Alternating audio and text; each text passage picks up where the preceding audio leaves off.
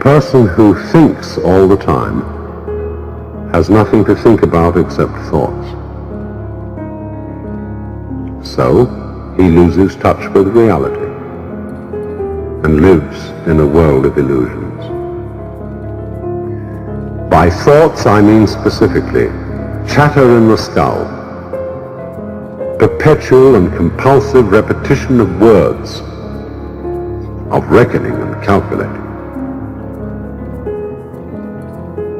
I'm not saying that thinking is bad. Like everything else, it's useful in moderation. A good servant, but a bad master. And all so-called civilized peoples have increasingly become crazy and self-destructive because through excessive thinking they have lost touch with reality. That's to say, we confuse signs, words, numbers, symbols, and ideas with the real world. Most of us would have rather money than tangible wealth, and a great occasion is somehow spoiled for us unless photographed.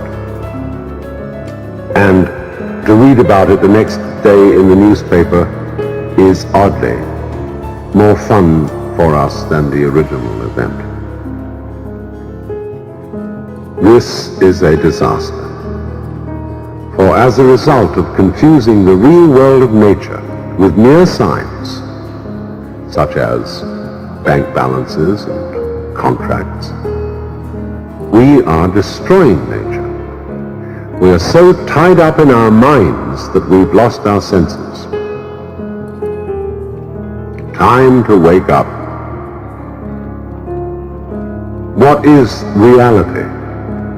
Obviously, no one can say because it isn't words. It isn't material, that's just an idea. It isn't spiritual. Perhaps not mutually realize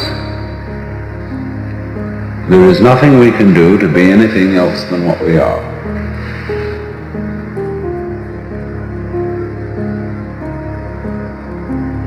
To feel any other way than what we feel at this moment.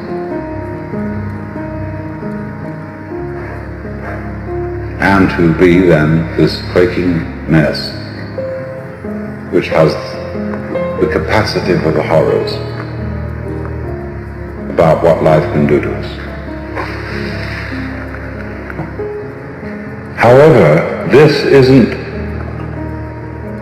as much of a blind alley, a cul-de-sac, as it sounds.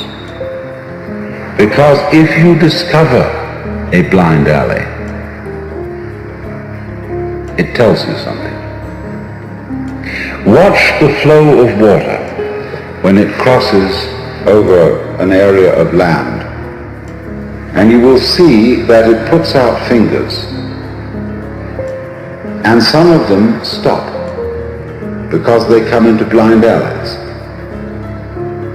The water doesn't pursue that course. It simply rises, and then it finds a way it can go. But it never uses any effort. It only uses weight, gravity. It takes the line of least resistance and eventually finds a course. Now we will do the same thing.